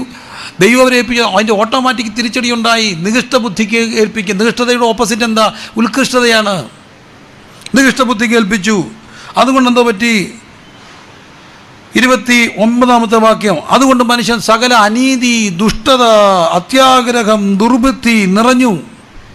അയ്യോ, അനീതിയും ദുഷ്ടതയും അത്യാഗ്രഹവും ദുർബുദ്ധിയും നിറഞ്ഞു. അത്യാഗ്രഹം പോരാ, ആഗ്രഹങ്ങളെല്ലാം ദൈവം മാനിക്കും. നിൻ്റെ ഹൃദയത്തിലെ ആഗ്രഹങ്ങൾ ദൈവം നിനക്ക് തരും. പക്ഷേ അത്യാഗ്രഹത്തിന് ദൈവം ഒരിക്കലും കൂട്ടു നിൽക്കത്തില്ല. അങ്ങനെ അത്യാഗ്രഹമാകാൻ, പെട്ടെന്ന് സമ്പത്തുണ്ടാക്കാൻ കുറുക്ക് വഴികൾ തേടിയവരൊക്കെ പിന്നെ പരാജയപ്പെട്ടു, നിയമത്തിൻ്റെ വഴിക്ക് വരുന്നു. അത്യാഗ്രഹം. എന്നിട്ടോ അനീതി, ദുഷ്ടത, അത്യാഗ്രഹം, ദുർബുദ്ധി, അസൂയ. അടിസ്ഥാനപരമായൊരു പ്രശ്നം. അസൂയ ഉണ്ടാകുന്നത് എന്തുകൊണ്ടാണ്? നമുക്ക് നമ്മിൽ തൃപ്തിയില്ലാത്തത് കൊണ്ടാണ്. ദൈവത്തെ ദൈവം ഓർത്ത് മഹത്വീകരിക്കാത്തവൻ അവന് ഒരു തിരിച്ചടി ഉണ്ടായി. അസൂയ വേദപുസ്തകത്തിൽ കാണുന്ന ഒത്തിരി കാര്യമുണ്ട്. ഇസ്ഹാക്ക് ആണ്ടി ദേശത്ത് വിതച്ചു. ഫെലിസ്ത്യർക്ക് അവനോട് അസൂയ തോന്നി. വീണ്ടും നമ്മൾ മുമ്പോട്ട് പോകുമ്പോൾ കാണുന്നുണ്ട് ഫെലിസ്ത്യർക്ക് അസൂയ തോന്നി. യാക്കോബിൻ്റെ ഭാര്യമാർ റാഖേലും ലേയും തമ്മിൽ അസൂയ തോന്നി. ചേട്ടത്തിയനത്തിമാർ തമ്മിൽ അസൂയ തോന്നി. ഏശാവും യാക്കോബും തമ്മിൽ ഏറ്റവും നല്ല ക്ലാസിക് എക്സാമ്പിൾ. അത് കഴിഞ്ഞ് മുമ്പോട്ട് പോകുമ്പോൾ യോസഫ് 17 വയസ്സേ ഉള്ളൂ, നല്ല ചെറുപ്പക്കാരൻ. പക്ഷേ സ്വപ്നം കണ്ട് ചേട്ടന്മാരെ അന്വേഷിക്കാൻ പോയി. അവന് അപ്പന് ഇഷ്ടമായിരുന്നു. അപ്പന് മോനെ ഇഷ്ടമായതുകൊണ്ട് ചേട്ടന്മാർക്ക് അവനോട് അസൂയ തോന്നി. അസൂയ. മുമ്പോട്ട് പോകുന്നു. ശൗല്, ദാവീദ്. പക്ഷെ ദാവീദിനോട് ശൗലിന് അസൂയ തോന്നി, കണ്ണുകടി തോന്നി. അസൂയ. എന്താണ്? God gave dum over. നമ്മളിൽ തൃപ്തിയില്ല. മറ്റുള്ളവരുമായിട്ട് കമ്പയർ ചെയ്തിട്ട് അവൻ അസ്വസ്ഥനാകുകയാണ് അവരോട്. അതെന്തോ ഉണ്ടാക്കും? ഗോസിപ്പുകളുണ്ടാക്കും. അവനെ തകർക്കാനുള്ള വഴികൾ തേടും. അസൂയ, കൊല, പിണക്കം, കപടം, ദുശീലം. എൻ്റെ പൊന്നു പ്രിയപ്പെട്ടവരെ, ദുശീലം. എന്താ ദുശീലം എന്ന് പറഞ്ഞാൽ? മനുഷ്യൻ്റെ ഏറ്റവും വലിയ അപകടത്തിലേക്ക് പോവുകയാണ്. അഡിക്ഷൻസിലേക്ക് പോകുന്നു. നല്ല ശീലങ്ങൾ, ചൊട്ടയിലെ ശീലം ചുടല വരെ നല്ല ശീലങ്ങൾ ഉണ്ടാകേണ്ട മനുഷ്യരെ ഇപ്പോൾ ദുശീലങ്ങൾ കഴിയുമ്പോഴപ്പെടുന്നു. വേദനയുണ്ട്, വേദന തങ്ക് പറിച്ച് പറയുകയാണ്. മനുഷ്യരുടെയും മൊത്തം ദുരിതം വരാൻ പോകുന്നത്. ഇപ്പോൾ ഓൺലൈൻ ക്ലാസ്സുകളായി. സന്തോഷം, നല്ല കാര്യം. പക്ഷേ ഓൺലൈൻ ക്ലാസ്സുകൾ അവിടെ എന്താ? കുഞ്ഞുങ്ങളുടെ കയ്യിൽ തൊട്ട് ഓൺലൈൻ സംവിധാനങ്ങൾ ചേർത്ത് കൊടുക്കേണ്ടി വരുന്നു. എപ്പോഴും എല്ലാവർക്കും കൂടെ ഇരിക്കാനൊന്നും നോക്കണമെന്നൊന്നും ഇല്ല. അത് നടക്കുന്ന കാര്യമല്ല. പകൽ മനുഷ്യൻ അധ്വാനിക്കണ്ടേ, കാര്യങ്ങൾ നടക്കണ്ടേ. അപ്പോൾ എന്ത് പറ്റി? ഇതിന് അഡിക്ഷനായിട്ട് പോകുന്നു. എത്ര മക്കളെ വിളിക്കുന്നേ, എന്തുമാത്രം പേര്. എന്നാന്നറിയാം, പബ്ജി കളിക്കുന്ന പോലും. അതൊക്കെ തിരിച്ചു പഠിച്ചപ്പോൾ 6ാം ക്ലാസ്സുകാരൻ്റെ വയലൻസൊക്കെ ഞാൻ കണ്ടാണ്. എടാ, അമ്മച്ചിയുടെ കൈ ഫോണുണ്ട്, മോൻ അത് ഉപയോഗിച്ചോ, എന്നിട്ട് ആവശ്യം കഴിയുമ്പോൾ തിരിച്ചു കൊടുത്താൽ പോരെ. മോൻ അരമണിക്കൂറോടെ കാണുക. അല്ല, എൻ്റെ കൂട്ടുകാർക്കെല്ലാം ഉണ്ടെന്ന് എനിക്കും തരണമെന്ന്. നമ്മുടെയൊക്കെ പ്രായത്തിൽ ഏറ്റവും വലിയ പ്രശ്നം സന്ധ്യയ്ക്ക് 6 മണിക്ക് വീട്ടിൽ വന്നിരിക്കണം എന്നുള്ളതാണ്. ഇല്ലെങ്കിൽ അടി കിട്ടും. വരുണ്ട 6 മണി എന്നുള്ളത് 6:01 അപ്പുറത്തൂടെ കയറുന്നേ. കൃത്യസമയം 5 മണിക്ക് 4 മണിക്ക് വന്നിട്ടൊന്ന് പുറത്ത് നോക്കും. പക്ഷേ 6 മണി എന്നൊരു സമയം ഉണ്ടെങ്കിൽ ഡിഗ്രിയുടെ സമയത്ത് പോലും പെരയ്ക്കകത്ത് കണ്ടില്ലെങ്കിൽ വലിച്ചിട്ട് കീറും. ഇപ്പോഴത്തെ ഏറ്റവും വലിയ പ്രശ്നം അകത്തിരിക്കുന്നവനെ ഒന്ന് ഇറങ്ങിയടാ മുറിക്ക് പുറത്തു നിന്ന്, അവൻ അതിനകത്ത് കഥ അടച്ചിരിക്കുകയാണ്. എൻ്റെ പൊന്നുമക്കളെ ഇറങ്ങി വരാൻ, മനുഷ്യനോടൊന്ന് മിണ്ടാൻ. എന്താ ദുശീലം തിങ്ങുന്നു കണ്ടോ? ദൈവത്തെ ദൈവം എന്നോർത്ത് മഹത്വീകരിക്കാൻ, നന്ദി കാണിക്കാൻ കഴിയാതെ വരുമ്പോൾ ഓരോ ദുശീലങ്ങൾ ഓരോ സമയത്ത് മാറി മാറി വരികയാണ്. അതിൽ ഏറ്റവും വലിയ അപകടപ്പെട്ട ദുശീലങ്ങൾ ഈ ഡ്രഗ് അബ്യൂസിലേക്ക് പോകുന്നു. ഞാൻ ഒത്തിരി മോചനയാത്രകൾ ഗാന്ധി ജയന്തിയോടുള്ള ബന്ധത്തിൽ, ഇൻഡിപെൻഡൻസിനോടുള്ള ബന്ധത്തിൽ നടത്തിയ ഒരു സമയങ്ങളുണ്ട്. ലഹരി വിരുദ്ധ യാത്രകൾ ഒത്തിരി നടത്തി. കേരളത്തിൽ അങ്ങോളം ഇങ്ങോളം 1000 കുഗ്രാമങ്ങളിൽ മുക്കിലും മൂലയിലും പ്രസംഗിച്ചു. ദുശീലങ്ങളെക്കുറിച്ച്, മദ്യപാനത്തെക്കുറിച്ച്. എന്തുമാത്രം എക്സാജറേഷൻ പറയല്ല. 8ഉം 10ഉം വരെ ഒരേ സമയം കൊണ്ടു നടന്ന സമയങ്ങളുണ്ട്. ഇപ്പോഴല്ല, നേരത്തെ. നല്ല ചെറുപ്പക്കാർ മദ്യപാനത്തിന് അടിമകളായി പോകുന്നു. അവരാരും തന്നെ കുടിക്കാൻ വേണ്ടി തുടങ്ങിയതല്ല, പക്ഷേ ആദ്യമായിട്ട് എടുത്തൊരു പെഗ് അവരെ കുടിയിലാക്കി. ഒരു സമയത്ത് ഈ ശംഭുവൊക്കെ ഇടുന്ന വല്ലാത്ത ശീലം വന്നപ്പോൾ അതിനൊക്കെ എതിരെ ഒത്തിരി യാത്രകൾ നടത്തി. ബാങ്ങെന്നും കയ്യിലെന്നും പറയുന്ന ആ മരങ്ങളുടെ പശയൊക്കെ കൂട്ടി ഇതൊക്കെ പറഞ്ഞ് തുടങ്ങിയ ആ ഒരു പ്രഭാഷണം എനിക്ക് ഓർമ്മയുണ്ട്. പക്ഷെ അതിന് പ്രേരകമായൊരു കാര്യമുണ്ട്. ഒത്തിരി നാളുടെ സ്കൂളിൽ ഇരുന്ന് പഠിച്ച ഒരു സുഹൃത്തിനെ ഒത്തിരി നാളുടെ കാണുമ്പോൾ അവൻ ചിറി ഇങ്ങനെ മലന്ന് കിടക്കുകയാണ്. എടാ എന്ത് പറ്റിയെന്ന് ചോദിച്ചാൽ പറഞ്ഞു, ശംഭു ഇട്ടത് പൊട്ടിപ്പോയതാണ്. രക്ഷപ്പെട്ടല്ലേ, നീ ഇത് ഇവിടെ വെക്കാൻ പറയുകയാണ്, മേളി വെക്കുമെന്ന്. താഴത്തെ കീറി പൊട്ടിപ്പോയിട്ടോ മേളി വെക്കുകയാണ്. ദുശീലം, രക്ഷപ്പെടാൻ ഒക്കുന്നില്ല. നാടിൻ്റെ ഏറ്റവും വലിയ തിന്മയാണ് കഞ്ചാവിന് അടിമയായിട്ട്. പണ്ടൊക്കെയെന്ന് പറഞ്ഞാൽ മക്കളൊക്കെ എപ്പോഴെങ്കിലും ഓണത്തിനോ ക്രിസ്മസിനോ വല്ലതും കൂട്ടുകാരുടെ കല്യാണത്തിനോ വല്ലതും പോകുമ്പോൾ, അല്ലെങ്കിൽ എവിടെയെങ്കിലും പോയി പമ്മി ഇച്ചിരി അടിക്കുക, അന്ന് അവൻ വാള് വെച്ച് നശിപ്പിച്ച് കക്കി നശിപ്പിക്കും. അപ്പനറിയാം, അമ്മയറിയാം, അടിയുടെ പൂരക്കെട്ടും കെട്ടും. അതോട് കൂടി അവൻ്റെ പലതിൻ്റെ കൂടി നിൽക്കും കാരണം അവൻ കക്കി നശിപ്പിച്ച് വാള് വെച്ച് ഊടുപാടം നശിപ്പിക്കും. അവൻ അറിയും, എങ്ങനെങ്കിലും പിടിക്കും, മിക്കതിൻ്റെ അതോടുകൂടി തീരും. പക്ഷേ മറ്റൊരു അപകടത്തിലേക്ക് പോയി. കഞ്ചാവ് അറിയാൻ വൈകുന്നു. ദുശീലം നിർബന്ധിച്ച് ചിലപ്പോൾ അത് പല രീതിയിൽ തുടങ്ങിക്കുന്നു. കൂടുതലും ദുശീലങ്ങൾ ഈ മാഫിയകൾ എവിടെ വർക്ക് ചെയ്യുക? സ്കൂളുകളൊക്കെ ആയിട്ട് ബന്ധപ്പെട്ടാണെന്ന്. തമ്പുരാനെ ഞെട്ടിപ്പോയി. കൊച്ചു കുഞ്ഞുങ്ങൾ കളിക്കാൻ പോകുന്ന ഗ്രൗണ്ട് കണ്ട് അടുത്ത് വരെ ഇതിൻ്റെ കച്ചവടങ്ങളെന്ന്. എന്തുവാ ഇത്? എന്തുകൊണ്ടാണ് സംഭവിക്കുന്നേ? ഒറ്റക്കാര്യം, ദൈവത്തെ ദൈവം എന്നോർത്ത് മഹത്വീകരിച്ച് നന്ദി കാണിക്കാൻ നമുക്ക് കഴിയാതെ വരുമ്പോൾ തിരിച്ചടി പെരുകയാണ്. ആ തിരിച്ചടി ഒരു തലമുറയെ തകർക്കുന്ന ദുശീലങ്ങളായിട്ട് മറിയും. ഇന്ന് സത്യത്തെ എൻ്റെ പൊന്നു പ്രിയപ്പെട്ടവരെ, ഈ മൊബൈലിൻ്റെ ലോകത്തൊക്കെ കയറി ഈ ഓൺലൈനിലൂടെ ഇരിക്കുന്ന മക്കളെ ഓർത്ത് വിഷമിക്കാത്ത എത്ര പേരുണ്ട്? എന്താ സംഭവം എന്നറിയാം? ആദ്യത്തെ സംഭവം ദൈവത്തെ ദൈവം എന്നോർത്ത് മഹത്വീകരിച്ച് നന്ദി കാണിക്കാൻ മനുഷ്യന് കഴിയാതെ വന്നപ്പോൾ തിരിച്ചടി ഉണ്ടായി. ദുശീലം, കുല, പിണക്കം, കൊട്ടേഷൻ കൊടുക്കാനും കൊട്ടേഷൻ സംഘത്തിൻ്റെ ഭാഗമാകാനും തമ്മി വെട്ടാനും അടിക്കാനും ഒക്കെ ഒരു മടിയില്ലാത്ത മനുഷ്യരായിട്ട് മാറി. കുറച്ചാൾക്ക് മുമ്പ് ഈ പത്തനാപുരം റോഡിൽ കൂടെ പോകുമ്പോൾ കണ്ണിന് കണ്ടൊരു കാഴ്ച കൊണ്ട് ഒരു 3 പിള്ളേർ ട്രിപ്പിൾസ് വെച്ച് ബൈക്കേ വരുന്നു. അവരൊരു വണ്ടി ഓവർടേക്ക് ചെയ്യുന്നു. ഓവർടേക്ക് ചെയ്ത് പോയപ്പോൾ അവരെന്തോ വരുമോ സൈഡ് കൊടുക്കാതിരിക്കേണ്ടി ചെയ്തു. പെട്ടെന്ന് ഞാൻ വരുമ്പോൾ റോഡ് ബ്ലോക്കായി കിടക്കും. നോക്കുമ്പോൾ കണ്ട കാഴ്ച ഈ 3 പിള്ളേർ ബൈക്കേ വന്നൊരു ചവിട്ട് കാണും, 2 എണ്ണത്തെ ഇട്ട് ആടിച്ച് അതിനകത്ത് ഇട്ടിടിച്ച് അതിലെടുത്തന് ഒരുത്തൻ ഓടി അപ്പുറത്ത് മേളൊരു വീട്ടിൽ കയറി ചെന്നു.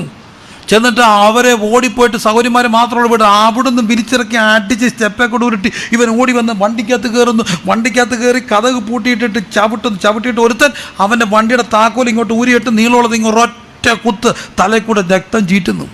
ഇവനും അമ്മയുടെ മുലപ്പാൽ കുടിച്ച് ഇറങ്ങി. ഇവനൊരു അമ്മയില്ലേ ഈ ഇടി കിട്ടുന്നവന്. പക്ഷെ എന്താ, കൊല്ലം മടിയില്ലാത്ത മനുഷ്യനായിട്ട് മാറി. ഒറ്റക്കാര്യം ഇത്ര എങ്ങനെ മനുഷ്യൻ നികഷ്ടരാകുന്നത്? അകത്ത് ദൈവബോധം കുറയുമ്പോൾ മനുഷ്യൻ നികഷ്ടരായിട്ട് മാറുന്നു. അലിവുള്ള ഹൃദയം വാത്സല്യമില്ലാതെ പോന്നു. അലിവില്ലാത്തവർ, ദുശീലങ്ങൾ, കൊലപാതകം, പിണക്കം. പിണങ്ങിയൊക്കെ 3, 4, 5, 6 ദിവസം പിണങ്ങി കിടക്കത്തില്ലേ? എത്ര പിണങ്ങിയാലും വഴക്കുണ്ടാക്കിയാലും കഥ അടച്ചാൽ മിണ്ടത്തിൽ എന്ന് പറഞ്ഞാൽ നേരം വെളുക്കും അപ്പനെ അമ്മയെ കണ്ട പിണക്കം മാറത്തില്ലേ? പക്ഷേ സഹോദരങ്ങൾ പോലും തമ്മിൽ പിണങ്ങിയ വല്ലാത്ത ദേഷ്യം. ഞാൻ അടുത്തിടയ്ക്ക് കണ്ട് 2 ചേട്ടനും അനിയനെയും 2 വീട്ടിലാക്കിയിരിക്കുക. കാരണം ഇവന്മാർ തമ്മിൽ അടിക്കും. പിരിച്ചു പോയെങ്കിൽ പിണങ്ങിപ്പോയെങ്കിൽ ഇച്ച തെറ്റി അടിച്ചെന്നൊക്കെ പറഞ്ഞാൽ മറ്റേ ചേട്ടനും തമ്മിൽ അടിക്കും. അടിച്ച് 5 മിനിറ്റ് കഴിയുമ്പോൾ പിണക്കം മാറും. ഇണങ്ങവർ. പിണക്കം, കപടം, ദുശീലം, കുർളക്കാർ, ഏഷണിക്കാർ, ദൈവദോഷികൾ, നിഷ്ഠൂരന്മാർ, ഗർവിഷ്ഠന്മാർ, ആത്മപ്രശംസക്കാർ. ഇതെല്ലാം കഴിഞ്ഞിട്ടോ സ്വയം വലുതാകാൻ വേണ്ടി ശ്രമിക്കുകയാണ്. ഈ സ്വയം വലുതാകാൻ വേണ്ടിയുള്ള ആത്മപ്രശംസയുടെ ഭാഗമാണ് എപ്പോഴും സെൽഫി എടുക്കുക, ഇൻസ്റ്റാഗ്രാമിൽ ഇടുക. അതിനുവേണ്ടി എന്ത് വെള്ളം ചെയ്യും, എന്ത് ഡ്രാമകൾ, അങ്ങനെ ചാടും ഇങ്ങനെ ചാടും. ഇതെല്ലാം ഒറ്റക്കാരിയാണ്. വല്ലോൻ്റെ ബെൻസുകാരൻ്റെ മുമ്പിൽ പോയി ഫോട്ടോ എടുത്തിടും. ആത്മപ്രശംസ. നമുക്കുള്ളത് തൃപ്തിപ്പെട്ട പോലെ. ആത്മപ്രശംസക്കാർ, പുതുദോഷം സങ്കല്പിക്കുന്നവർ. അടുത്തത് മാതാപിതാക്കന്മാരെ അനുസരിക്കാത്തവർ. മിക്ക മക്കളുടെയും പ്രശ്നം ഇതാണ്. അപ്പനും അമ്മയും അനുസരിക്കത്തില്ല, അവരെ പോരാ. ദൈവമേ, നശിച്ച വീട്ടിൽ ഞാൻ ജനിച്ചല്ലോ എന്നുള്ള പരാതിയാണ് പലർക്കും. അവരാണെങ്കിൽ എന്നും അല്ലായിരുന്നു. പക്ഷെ മക്കൾക്കൊക്കെ അറിയാൻ വയ്യാത്തൊരു കാര്യമുണ്ട്. ഞാൻ 1000 മക്കളോട് എന്നും ചോദിക്കുന്നൊരു ചോദ്യമുണ്ട്. ഈ അപ്പനും അമ്മയും മനുഷ്യനും ഈ മക്കൾക്ക് വേണ്ടി കഷ്ടപ്പെടുകയല്ലേ? അവർ ജീവിക്കുന്ന ഇവർക്ക് വേണ്ടിയല്ലേ? ഒരു പക്ഷേ നിങ്ങൾ ചോദിക്കുന്ന പലതും ഇപ്പം മേടിച്ചു തരാൻ ഒക്കത്തില്ലായിരിക്കാം. ഒന്ന് സാമ്പത്തിക ബുദ്ധിമുട്ട്, രണ്ടത് തന്നാൽ നിങ്ങൾക്ക് അപകടമാകുന്നു. നിങ്ങളുടെ കൂട്ടുകാർക്ക് ബൈക്കുണ്ട്, ബൈക്ക് ഇപ്പോൾ എടുത്തു കൊടുത്തിട്ട് വഴക്ക് പിടിച്ച് മേടിച്ച് ഒടിഞ്ഞ് കൈയും കാലും ഒടിഞ്ഞ് വീട്ടിൽ കിടപ്പുണ്ട്. അന്നേരം നോക്കാം ഈ അമ്മ വേണ്ടേ? അവനെ മാത്രം നോക്കിയാൽ പോലെ വീണ അവനെ കൂട്ടുകാരനെ കൂടെ നോക്കണമെന്ന്. അപ്പോഴും വാശിയാണ്. എന്താ കാര്യം? മാതാപിതാക്കളുടെ വേദന മനുഷ്യൻ അറിയുന്നില്ല. മാതാപിതാക്കളുടെ വേദന. ഒത്തിരി മക്കളോട് ചോദിച്ചൊരു ചോദ്യമുണ്ട്. അവർ സന്ധ്യയ്ക്ക് വീട്ടിൽ കയറി വന്നില്ലെങ്കിൽ അമ്മ ഇങ്ങനെ വെപ്രാളപ്പെട്ടെന്ന് വിളിച്ചു ചോദിക്കുന്നത്, എന്തിനാ എന്നെ ഇങ്ങനെ വിളിക്കുന്നത്? ഞാൻ കൊച്ചു തെറ്റാണോ? ആണായാലും പ്രത്യേകിച്ച് പെൺപിള്ളേരൊക്കെ അമ്മയ്ക്ക് സങ്കടവും വിഷമവും വേദനയും കൂടും. അമ്മയാണ്.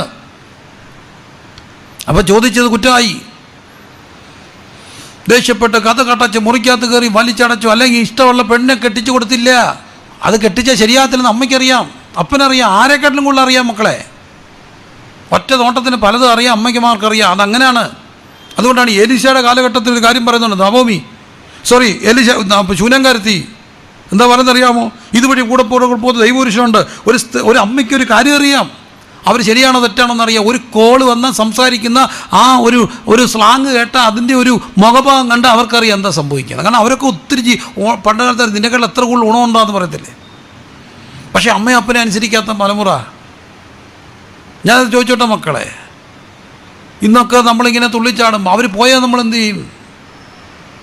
ഒരിക്കൽ എൻ്റെ മനസ്സിൽ ഇങ്ങനെ ചങ്ക് പൊട്ടി ഓർക്കുന്നൊരു കാര്യമുണ്ട്. അമ്മ മരിച്ചു പോയിട്ട് അപ്പൻ രണ്ടാമത് കെട്ടി കഴിയേ, അപ്പൻ മരിച്ചുപോയി. അപ്പോൾ ഈ അമ്മ മരിക്കുമ്പോൾ കുഞ്ഞായിരുന്നൊരു അവൻ പിന്നെ വളർന്നു രണ്ടാനമ്മയുടെ കൈ കീഴിലെ. എല്ലാ രണ്ടാമമ്മ മോശമൊന്നുമല്ല, ഒത്തിരി നല്ല അമ്മമാരുണ്ട്. എല്ലാ അമ്മമാരെയും ഞാൻ ബഹുമാനിക്കുന്നു. പക്ഷേ എനിക്കുണ്ടായ ഒരു ടിപ്പിക്കൽ എക്സ്പീരിയൻസ്, ആ അമ്മ അപ്പം മരിച്ച സമയത്ത് ഈ പയ്യന് പെട്ടെന്നൊരു വല്ലായ്മയൊക്കെ വരുന്നു. ഞാനതുവഴി വരികയാണ്, എൻ്റെ കയ്യിൽ ആംബുലൻസ് ഉണ്ട്. അപ്പോൾ പെട്ടെന്ന് ഈ സംഭവം കണ്ടുകൊണ്ട് ഞാൻ തന്നെ ഈ കുഞ്ഞിനെ എടുത്തിട്ടുണ്ട് ഈ സഹോദരനെ ചെറുപ്പക്കാരനെ കൊണ്ട് ആശുപത്രിയിലേക്ക് ചീറിപ്പായിയാണ്. മറ്റൊരു സുഹൃത്തുമുണ്ട്. ഞങ്ങൾ രണ്ടുപേരും ഈ പയ്യനെ പെട്ടെന്ന് എടുത്തിട്ടുകൊണ്ട് കൊണ്ടുപോകുന്നു സെമിത്തേരിയിൽ നിന്ന് ആ ഹോസ്പിറ്റലിലേക്ക്. ഈ കൊച്ചൻ വണ്ടിക്കകത്ത് കിടന്ന് വല്ലാതെ പൊളയുന്നു, ചുരുളുന്നു. കാഷ്വാലിറ്റി കൊണ്ടുവന്ന് കയറ്റി കിടത്തി. അറിയാവുന്ന ഡോക്ടർമാരോടൊക്കെ പെട്ടെന്ന് പറഞ്ഞ് അവരൊക്കെ വന്നു. കാഷ്വാലിറ്റി കുഴപ്പമൊന്നും ഇങ്ങനെ ഞങ്ങൾ പുറത്ത് വെയിറ്റ് ചെയ്യുകയാണ്. കുഴപ്പമില്ല, സ്റ്റേബിൾ ആകാൻ സാധ്യതയുണ്ട്, പേടിക്കേണ്ടെന്നൊക്കെ പറഞ്ഞ് ഞങ്ങൾ പുറത്തിരിക്കുമ്പോൾ എൻ്റെ കൂടെ പോയ സുഹൃത്ത് ആ സഹോദരൻ പെട്ടെന്ന് അയച്ച ഒരു ഫോർവേഡ് ചെയ്തൊരു മെസ്സേജ് എന്നെ കൊണ്ട് ഇന്നലെ ഫോർവേഡ് ചെയ്ത് തന്ന അതൊന്ന് വായിച്ചു നോക്കിയപ്പോൾ എൻ്റെ കണ്ണ് നിറഞ്ഞു പോയി. ഒരിടത്തൊരു കുഞ്ഞിൻ്റെ അമ്മ മരിച്ചു. അമ്മ മരിച്ചപ്പം കുറച്ച് കഴിഞ്ഞപ്പോൾ അവൻ വന്നിട്ട് അപ്പം വന്നിട്ട് അവനോട് ചോദിച്ചു, മോനെ അപ്പം രണ്ടാമത് കല്യാണം കഴിച്ചോട്ടെ. അവൻ പറഞ്ഞു ആക്കിയോട്ടെ, കുഞ്ഞു മനസ്സ്, മോനെ അമ്മ വേണ്ടേ, കാര്യങ്ങൾ നോക്കണ്ടേ, ഓക്കെ അപ്പാ. കാലം മുമ്പോട്ട് പോയി, കുറേ നാൾ കഴിഞ്ഞു. കുഞ്ഞായിരിക്കുമ്പോഴാണ്, ഒരുമാതിരി ഓർമ്മയിരിക്കുമ്പോഴാണ് ഈ അമ്മ മരിക്കുക. അപ്പം രണ്ടാമത് കല്യാണം കഴിഞ്ഞു. കുറേ നാൾ കഴിഞ്ഞപ്പോൾ അപ്പം വന്ന് ചോദിച്ചു, മോനെ ഇപ്പോഴത്തെ മമ്മി എങ്ങനെ ഉണ്ടെന്ന്. അപ്പോൾ അവൻ പറഞ്ഞത് മറുപടി അതാണ് ഇവൻ ഫോർവേഡ് ചെയ്തത്. നല്ല അമ്മയാണ്, കുഴപ്പമൊന്നുമില്ല, പക്ഷേ കള്ളം പറയത്തില്ല, സത്യമേ പറയത്തുള്ളൂ. അതിനോട് അങ്ങനെ എൻ്റെ അമ്മ എന്നും കള്ളം പറയായിരുന്നു, എൻ്റെ മരിച്ചുപോയ അമ്മ. അതിനാ എന്തെങ്കിലും വഴക്കുണ്ടാക്കുമ്പോൾ കുസൃതി കാണിക്കുമ്പോൾ ചതിനോ പുതിനോ ഒന്ന് അടിയും തരും. എന്നിട്ട് പറയും, പന്നെ ചെറുക്കാൻ നിനക്ക് നീ ചോറ് തരത്തില്ല, നീ അവിടെ കിടന്ന് നിന്നെ ഇന്ന് ഞാൻ പട്ടിണി കിടുന്നു പറയും. 5-10 മിനിറ്റ് കഴിയുമ്പോൾ നല്ല ചൂട് ചോറിനകത്ത് നെയ്യ് ഒഴിച്ച് പപ്പടം ഇട്ട് ചുരുട്ടി അത് ഉരുട്ടിക്കൊണ്ട് മക്കൾ ബാ പൊളിക്കണമെന്ന് പറഞ്ഞു നടക്കുക. എൻ്റെ അമ്മ ചോറ് തരത്തെന്ന് പറഞ്ഞാൽ 10 മിനിറ്റ് കഴിയുമ്പോൾ ചോറും കൊണ്ടുവരും. അമ്മ കള്ളം പറയത്തുള്ളായിരുന്നു, അങ്ങനെ കള്ളം പറയായിരുന്നു. ഇപ്പോഴത്തെ അമ്മ ഏതാണ്ട് പിണങ്ങിയപ്പം പറഞ്ഞു, നിനക്ക് നിൻ്റെ ആനുസരണക്കേട്, നിനക്ക് ഞാൻ ചോറ് തരത്തില്ല, 3 ദിവസമായി പട്ടിണിയാണ്. സത്യമാണോ? അപ്പോൾ ഈ പുറകെ നടക്കാൻ ഒരാളുണ്ടെന്ന് എന്തുകൊണ്ടെന്നറിയാമോ? അവർ ചത്തുപോയ എന്ത് ചെയ്യും? അപ്പനും അമ്മയും നിന്ന് ഇപ്പം ചത്തുപോയ മക്കളെ എനിക്കറിയാം. ആദ്യമൊക്കെ ബന്ധുക്കൾ കാണും, പിന്നെ ഒരുത്തനും കാണത്തില്ല. ആദ്യത്തെ മൂച്ചിനൊക്കെ പറയും ഞാൻ നോക്കിക്കോളാം, അവധിക്ക് അങ്ങോട്ട് വേണം, ഇവധിക്ക് 1-2 വർഷം കഴിഞ്ഞാൽ ഓരോരുത്തരും കാണത്തില്ല. ഇപ്പം നിങ്ങൾ എനിക്ക് അവിടെ പോകണം ഇവിടെ പോകണം എന്നൊക്കെ പറഞ്ഞ് വാശി പിടിച്ച് പോവും. പക്ഷെ തിരിച്ചു വരുന്നത് നോക്കിയിരിക്കുന്ന ഒരു അപ്പനമ്മയില്ലേ? ഗൾഫിൽ നിന്നൊക്കെ വരുന്നു, വിദേശത്ത് എത്ര പേരെന്നോട് കറിഞ്ഞിട്ടുണ്ട്. നാട്ടിലോട്ട് വരുമ്പോൾ എയർപോർട്ടിൽ വരുമ്പോൾ മിക്ക ഫ്ലൈറ്റുകളും വരുന്നത് വെളുപ്പിനെയല്ലേ, ഇൻ്റർനാഷണൽ ഫ്ലൈറ്റ്സൊക്കെ വരുന്നത്. വരണ്ട വരണ്ട വരണ്ട വരണ്ട എന്ന് പറഞ്ഞാലും രണ്ടും കണ്ട് വന്ന് അവിടെ ഇങ്ങനെ നിൽക്കും വെളുപ്പിനെ ഡ്രൈവറേയും കൂട്ടി. അതുകൊണ്ട് ഞാൻ ചെയ്യും, പറയാതെ വരും, എന്നാലും മണത്തറി. എന്നിട്ട് 3 മണി 4 മണിക്ക് എയർപോർട്ടിൽ വന്ന് ഇറങ്ങുമ്പോൾ തന്നെ ഇങ്ങനെ നിൽക്കും. വല്ല കാര്യമുണ്ട് ഈ വയസ്സാം കാലത്ത് ഇവിടെ വന്നിരിക്കും? ഞാനങ്ങ് വരത്തില്ലേ? പക്ഷെ അവർ പോയി 2 പേരും. അപ്പോഴാണ് വന്നിറങ്ങിയപ്പം നോക്കിയപ്പം കാണുന്നില്ല ആരെയും.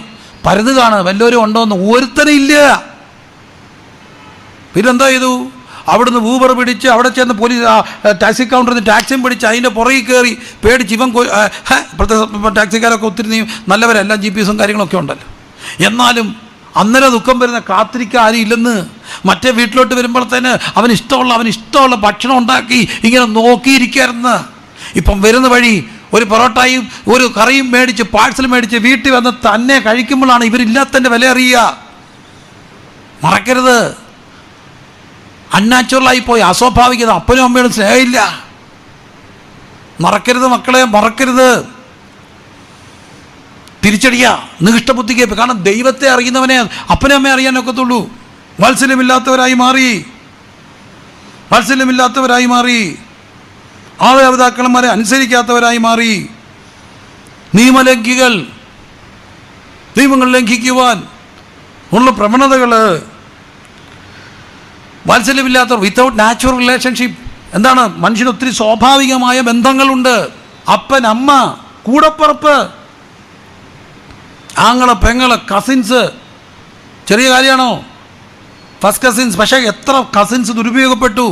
എന്താ കാര്യം? രക്തബന്ധങ്ങൾക്ക് വിലയില്ലാതെ വന്നു. വാത്സല്യമില്ലാത്തവരായി മാറി. കനിവറ്റവർ. ഈ വക പ്രവർത്തിക്കുക മാത്രമല്ല, പ്രവർത്തിക്കുന്നവരെ ഇഷ്ടം തോന്നി അങ്ങനെയൊക്കെ പ്രവർത്തിച്ച് അവരെ ഹീറോ ആയിട്ട് കാണുകയാണ്. ഇന്ന് അങ്ങനെയുള്ളവർക്ക് ഫാൻസ് ഉണ്ടാകുന്നു, അവരാണ് ഹീറോസ്. അപ്പം എന്താ പറ്റുക? ഇതിൻ്റെ എല്ലാ അടിസ്ഥാന കാരണമുണ്ട്. ഒരു സ്വാഭാവികത തകർന്നു. ഏത് സ്വാഭാവികത? ദൈവത്തെ ആരാധിക്കുന്ന സ്വാഭാവിക ക്രമീകരണം തകർന്നപ്പോൾ അതിൻ്റെ തിരിച്ചടികൾ അസ്വാഭാവികമായി പ്രപഞ്ചത്തിലുണ്ടായി. 2 മനുഷ്യ ജീവിതത്തിലുണ്ടായി. അവർ നികിഷ്ടബുദ്ധിക്ക് ഏൽപ്പിക്കപ്പെട്ടു. അപ്പോൾ അൺനാച്ചുറലായിട്ട് മാറുകയാണ്, നികിഷ്ടരായിട്ട് മാറുകയാണ്. Deprived mind to do what ought not to be done. എന്ത് ചെയ്യരുതോ അത് ചെയ്യരുതാത്ത അസ്വാഭാവികരായിട്ട് മാറി. എന്നാൽ മറ്റൊരു സംഭവം നമ്മൾ വേദപുസ്തകത്തിൽ കാണുന്നുണ്ട്. ഒരു മനുഷ്യനെക്കുറിച്ച് സാക്ഷ്യം പറയുന്നു. 4-ാം അധ്യായത്തിൻ്റെ അപ്പോസ്തലപ്രവൃത്തി 13-ാം വാക്യം. അവർ പത്രോസിൻ്റെയും യോഹന്നാൻ്റെയും ധൈര്യം കാണുകയാലും ഇവർ പഠിപ്പില്ലാത്തവരും സാമാന്യരുമായ മനുഷ്യരെന്ന് ഗ്രഹിക്കാനും ആശ്ചര്യപ്പെട്ടു. എന്താ സംഭവിച്ചത്? അവർ വെറും സാധാരണക്കാര്, ഓർഡിനറി മനുഷ്യര്. പക്ഷെ ഇപ്പോൾ അവരാരായിട്ട് മാറി? അസാധാരണക്കാരായിട്ട് മാറി. എക്സ്ട്രാ ഓർഡിനറി സ്നേഹം, എക്സ്ട്രാ ഓർഡിനറി ധൈര്യം, എക്സ്ട്രാ ഓർഡിനറി വിശുദ്ധി, എക്സ്ട്രാ ഓർഡിനറി ആ ഒരു സ്വഭാവം. എങ്ങനെ ഉണ്ടായത്? അതുണ്ടാകാൻ കാര്യമുണ്ട്. അവൻ പത്രോസ് തള്ളി പറഞ്ഞവനായിരുന്നു കർത്താവിനെ. പക്ഷേ ദൈവം തിബരിയോസിൻ്റെ കടൽക്കരയിൽ വെച്ചൊരു രംഗാവിഷ്കരണം ഉണ്ടാക്കി, ഇച്ചിരി തീയൊക്കെ കൂട്ടി കർത്താവിനെ വിളിക്കുകയാണ്. അപ്പോൾ തലങ്ങൾ ചൊട്ട് അടയൊക്കെ ആയിട്ട് എന്തിനാ ഈ തീയൊക്കെ കൂട്ടി വിളിച്ചത്? ഒരു തീയുടെ മുമ്പിൽ ഇരുന്നുകൊണ്ട് അവൻ പറഞ്ഞു, എനിക്കവനെ അറിയത്തില്ല അറിയത്തില്ല അറിയത്തില്ലെന്ന് പറഞ്ഞു. അതൊരു തീയുടെ മുമ്പിലാണ്. ദൈവം അതിനുവേണ്ടി മറ്റൊരു തീജ്വാല കൂട്ടി. നിനക്ക് ഓർമ്മയുണ്ടോ? തീ ഉണ്ടവന് ഓർമ്മയുണ്ട്. ഈ തീയുടെ മുമ്പിൽ വെച്ചാ ഞാൻ അവനെ തള്ളിപ്പറഞ്ഞത്. ആ തീയുടെ മുമ്പിൽ വെച്ച് ദൈവം അവനെ കൊണ്ട് 3 വട്ടം തള്ളിപ്പറഞ്ഞവൻ്റെ 3 വട്ടം ചോദിച്ചു, നിനക്ക് എന്നോട് സ്നേഹമുണ്ടോ? സ്നേഹമുണ്ടെന്ന്. ഉവ്വ് കർത്താവേ, നീ സകലതും അറിയുന്നു. ഇന്ന് രാത്രി എന്നെ ശ്രദ്ധിക്കുന്ന ബഹുമാനപ്പെട്ട സുഹൃത്തെ, നീ എവിടെ വെച്ചാ കർത്താവിനെ തള്ളിക്കളഞ്ഞേ? ഏത് തീയുടെ മുമ്പിൽ വെച്ചാ കർത്താവിനെ തള്ളിക്കളഞ്ഞ്? ഏത് കൂട്ടുകാരുടെ മുമ്പിൽ വെച്ചാ കർത്താവിനെ തള്ളിക്കളഞ്ഞത്? ഏത് കുപ്പിയുടെ മുമ്പിൽ വെച്ചാ കർത്താവിനെ തള്ളിക്കളഞ്ഞേ? അതൊന്ന് തിരിച്ചറിഞ്ഞിട്ട് കർത്താവേ എന്ന് വിളിച്ചാ ഉണ്ടല്ലോ, കർത്താവ് പത്രോസിനെ മടക്കി കൊണ്ടുവന്നു. എന്നിട്ട് പറഞ്ഞു, നിന്നെ എനിക്ക് ഉപയോഗിക്കാനുണ്ട്, നിന്നെ എനിക്ക് ഉപയോഗിക്കാനുണ്ട്. ആ പത്രോസും യോഹന്നാനും നമ്മൾ കാണുന്നു. അപ്പോസ്തലപ്രവൃത്തി 2-ാം അധ്യായത്തിൽ അവർ കാത്തിരുന്നു. ദൈവത്തിൻ്റെ ആത്മാവ് അതീവ ശക്തിയോടെ അവരുടെ മേൽ വന്നു. അവരാരായിട്ട് മാറി? അവർ അസാധാരണക്കാരായിട്ട് മാറി. 2 സാധ്യതകൾ, 2 സ്ട്രീംസാണ് ഇന്ന് ലോകം പോകുന്നത്. ഒന്ന്, ഇവിടെ ഒരു ഓർഡിനറി പൊത്തുവരുത്ത ജീവിതം നയിക്കാൻ ഒക്കത്തില്ല. ഒന്നി കർത്താവേ നിന്നെ എനിക്ക് വേണമെന്ന് പറഞ്ഞാൽ കർത്താവ് ഒരു അത്യന്ത ശക്തി പകരും. ദൈവസ്നേഹത്തിൽ അങ്ങോട്ട് മുക്കിയെടുക്കും. ആരായിട്ട് മാറും? അസാധാരണക്കാരായിട്ട് മാറും. അല്ലെങ്കിലോ ദൈവത്തെ വേണ്ടെന്ന് പറഞ്ഞു. എവിടെ? ചില തീയുടെ മുമ്പിൽ വെച്ച് ബുദ്ധിക്കുന്ന നിരൂപണങ്ങൾ വ്യർത്ഥരായി തീർന്ന്. ഞാൻ അറിയാൻ സംഭവമല്ല, പക്ഷേ മോശമല്ലേ, കൂട്ടുകാരെന്തോർക്കും, അവരെന്തോർക്കും, ഇവരെന്തോർക്കും, എന്തോ ആയി ചിന്തിക്കുമെന്ന് ഓർത്ത് നിരൂപണങ്ങൾ വ്യർത്ഥമായി തീർന്ന് ദൈവം ഇല്ല ഒന്ന് ഓർത്ത് മകത്തിയിരിക്കാൻ, നന്ദി കാണിക്കാൻ, ദൈവത്തിൻ്റെ പൈതലാണെന്ന് പറയാൻ, വിശ്വാസിയാണെന്ന് പറയാൻ, ഞാൻ യേശുവിൻ്റെ പൈതലാണെന്ന് പറയാൻ മട്ടി കാണിച്ചത് കൊണ്ട് എന്തോ പറ്റി? പതുക്കെ പതുക്കെ പതുക്കെ നികഷ്ടതയിലേക്ക് പോയി.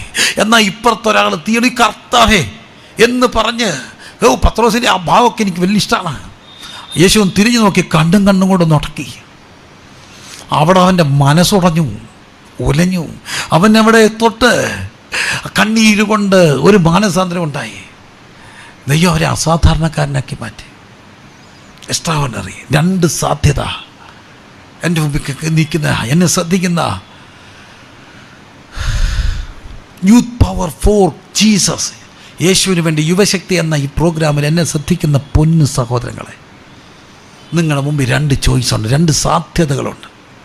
ഒന്ന്, അസ്വാഭാവികരായിട്ട് പറ, ആരോടും മിണ്ടാതെ ഏതൊരു യന്ത്രത്തോട് മാത്രം വർത്താനം പറഞ്ഞ് 24 മണിക്കൂറും കുനിഞ്ഞിരുന്ന് അവസാനം ജീവിതം പടുകുഴിയിലേക്ക് മാറാം. അപ്പനെ അമ്മയോട് സ്നേഹമില്ലാത്തവരായിട്ട്, കൂടപ്പുറപ്പോട് വാത്സല്യമില്ലാത്തവരായിട്ട്, സഹജീവികളുടെ ആർദ്രതയില്ലാത്തവരായിട്ട്, അവനവൻ്റെ കാര്യം മാത്രം ചിന്തിച്ച് സാധ്യതയുടെ ഒരു ലോകത്ത്. എനിക്ക് ഭയങ്കര ഇഷ്ടമാണ് ഈ മക്കളെ, ചെറുപ്പക്കാർ നല്ല മക്കളാണ്. എൻ്റെ ചർച്ചിൽ ഇപ്പോൾ സിവിൽ സപ്ലൈസിൻ്റെ അവിടെ എന്തോ ഒരു സംരംഭം നടക്കുകയാണ്, കിറ്റുകൾ കൊടുക്കുന്നത്. അതിൻ്റെ സാധനമൊക്കെ അവിടെ വെച്ച് ലോഡ് ചെയ്യുക. ഒത്തിരി മക്കളവിടെ വന്നിരിപ്പുണ്ട്. ഞാൻ അവിടെയൊക്കെ ചോദിച്ചു, നിങ്ങളൊക്കെ ആരാണ്? ഞങ്ങൾ സന്നദ്ധ പ്രവർത്തകർ. എന്തിൻ്റെ ഈ സമയത്ത് ഞങ്ങൾ സ്വയം രജിസ്റ്റർ ചെയ്തേക്കുക. മോൻ എന്താ ചെയ്യുന്നത്? ഞാൻ ബിടെക്കിന്. ഇപ്പോൾ എന്ത് ചെയ്യുന്നു? ഇപ്പോൾ ഓൺലൈൻ ക്ലാസ്സാണ്, സമയം കിട്ടുമ്പോൾ ഇവിടെ വന്നിരുന്ന് പായ്ക്ക് ആർക്കൊക്കെ വേണ്ടി, അവരറിയാത്ത ആർക്കുണ്ട്. ഈ മക്കൾ നല്ല മക്കളാണ്. പക്ഷേ ഈ മക്കളെ നിങ്ങളുടെ ഈ കഴിവും ശക്തിയൊക്കെ കർത്താവിൻ്റെ സ്നേഹത്തിലൊന്ന് ചാലിച്ച ദൈവം നിങ്ങളെ അസാധാരണക്കാരായിട്ട് മാറും. നിങ്ങളൊരു അസാധാരണ ദൈവശക്തി. അതിനെന്ത് ചെയ്യണം? കർത്താവിൻ്റെ അടുക്കലോട്ട് വന്നിട്ട് കാത്തിരിക്കണം. ദൈവമേ, പത്രോസും യോഹന്നാനെയും അവർ പേടിയായിരുന്നു, പേടിച്ച ഇതെല്ലാം തള്ളിപ്പറഞ്ഞേ. പക്ഷെ അവൻ അവിടെ നിന്നുകൊണ്ട് അവരോട് സംസാരിച്ചു അസാധാരണ ധൈര്യത്തോടെ. അപ്പോൾ ഇവരോർത്തു, ഈ ഭാഷാശൈലി, നിൻ്റെ ഭാഷയുടെ ശൈലിയെ മാറ്റാൻ ദൈവത്തിന് കഴിയും, ഉച്ചാരണത്തെ മാറ്റാൻ ദൈവത്തിന് കഴിയും. ഇവർ പഠിപ്പില്ലാത്തവരാണ്. അപ്പോൾ അവിടെ സ്ലാങ്ങൊക്കെ നമുക്കറിയാം പ്രത്യേകതമായിരിക്കും. ചിലരുടെ ഭയങ്കര ഇൻ്റർനാഷണൽ സ്കൂളിലൊക്കെ പഠിച്ചവരുടെ ലാംഗ്വേജ് എന്നൊക്കെ പറഞ്ഞാൽ അത് ഭയങ്കര ലാംഗ്വേജ് അല്ലേ. അവിടെ ആക്സെൻറ്റ് കേട്ടാൽ അറിയാം, അവിടെ രീതി കേട്ടാൽ അറിയാം, അവിടെ ആ സൊഫിസ്റ്റിക്കേറ്റഡ് ആയിട്ടുള്ള അവിടെ ബാക്ക്ഗ്രൗണ്ട് എന്താണെന്ന് മനസ്സിലാവും. പക്ഷേ അവൻ്റെ രീതിയെ മാറ്റിയ ഒരു ദൈവകൃപയുണ്ട്, ദൈവസാന്നിധ്യമുണ്ട്, ആത്മശക്തിയുണ്ട്. അത് പ്രാപിക്കാൻ ആഗ്രഹിക്കുന്നുണ്ടോ? ഈ ഓൺലൈൻ ശുശ്രൂഷയിൽ പങ്കുചേരുന്നവരെ, ഒരസാധാരണ ദൈവസ്നേഹം പ്രാപിക്കാൻ നിങ്ങൾക്ക് ഇഷ്ടമാണോ? അതിനുവേണ്ടി ഒന്ന് കാത്തിരിക്കാമോ? അതോ ഒരു അസ്വാഭാവിക തലത്തിലേക്ക് പോകാനാണോ ആഗ്രഹം? 2 ചോയ്സ് ദൈവം മുമ്പിൽ കൊണ്ടുവെക്കുക. അതിനൊറ്റ കാര്യം, ദൈവമേ നിന്നെ ഞാൻ ദൈവം എന്നോർത്ത് മഹത്വീകരിച്ചു. സുവിശേഷത്തെക്കുറിച്ച് എനിക്ക് ലജ്ജയില്ലാതെ, സുവിശേഷത്തെക്കുറിച്ച് ലജ്ജിക്കാതിരുന്നാലോ കർത്താവ് നിങ്ങളെക്കുറിച്ച് ലജ്ജിക്കുന്നില്ല. നല്ല പ്രായത്തിൽ തീരാനെടുക്കണം. വലിയ കാര്യമൊന്നും ചെയ്യാനൊത്തില്ലെങ്കിലും ഇപ്പോഴും ഓർമ്മയുണ്ട്, കോളേജിലൊക്കെ ഡിഗ്രിക്കൊക്കെ പഠിക്കുന്ന സമയത്ത് അന്ന് ഈ ന്യൂ കമേഴ്സൊക്കെ വരുമ്പോൾ ഫസ്റ്റ് പി ഡി സി ഒക്കെ, അന്ന് പ്രീ ഡിഗ്രി ഒക്കെ വരുമ്പോൾ ഭയങ്കര ഉത്സവമാണ്. SFIക്കാർ ഒരു സൈഡിൽ നിൽക്കും, KSUക്കാർ ഒരു സൈഡിൽ നിൽക്കും, KSCക്കാർ ഒരു സൈഡിൽ നിൽക്കും. അവരെല്ലാം നിന്ന് ന്യൂ കമേഴ്സിന് ABP ഒക്കെ അന്നുണ്ട്. പക്ഷേ SFIയും KSCയും ഒക്കെ സ്ട്രോങ് ആണ്. KSC അവരെല്ലാം നിന്നിട്ട് എല്ലാ ന്യൂ കമേഴ്സിനും തിലകങ്ങൾ ചാർത്തി ചന്ദനക്കുറികൾ തൊട്ട് ന്യൂ കമേഴ്സിന് വെൽക്കം പറഞ്ഞ് കയറ്റുകയാണ്. എന്താ ചെയ്യാനൊക്കെ ഡിഗ്രി സെക്കൻഡ് ഇയർ. ഞങ്ങൾ 3 സുഹൃത്തുക്കൾ കൂടി ട്രാക്റ്റ് അടിച്ചു. ഇപ്പോൾ എനിക്ക് ഓർമ്മയുണ്ട്, മോഹങ്ങളെ വിട, ലേഡി മാക്ബത്തിനെ ആധാരമാക്കിക്കൊണ്ട് ഷേക്സ്പിയറിൻ്റെ ഒരു നാടകത്തെ അപഗ്രഥിച്ചുകൊണ്ടൊരു കൊച്ചു ട്രാക്റ്റ് ഞങ്ങൾ 3 പേരിൽ നിന്ന് കൊടുത്തു. ഞാനും ഒരു ഷാജിയും സാജിയും ഞാനും കൂടെ. അന്ന് ഇച്ചിരി ചമ്മലൊക്കെ തോന്നി. പക്ഷേ ഒരു കാര്യം, അവർ 2 പേരും അമേരിക്കയിൽ നല്ല നിലയിൽ കർത്താവിനെ സേവിച്ചുകൊണ്ട് ജീവിക്കുന്നുണ്ട്. എന്നെ ഒട്ടും കുറയാതെ കർത്താവ് കാത്തു. അന്ന് അവിടെ നിന്നുകൊണ്ട് തിലകക്കുറി ചാർത്തിയ പല സുഹൃത്തുക്കളും ഇന്നെൻ്റെ സഹോദരന്മാരാണ്. നഷ്ടമൊന്നും ഉണ്ടായില്ല. ഈ നല്ല സമയത്ത് സുവിശേഷത്തെക്കുറിച്ച് ലജ്ജിക്കാതിരിക്കാവോ? അതിൻ്റെ ഒരു സാക്ഷിയാകാമോ? ദൈവത്തിനെക്കുറിച്ച് ലജ്ജിക്കില്ല. സുഹൃത്തെ, കർത്താവ് നിന്നെക്കുറിച്ച് ലജ്ജിക്കില്ല. ഈ ശക്തി നമുക്ക് കൊടുക്കണം. ആർക്ക്? ദൈവത്തിന് വേണ്ടി. കണ്ണടച്ചേ.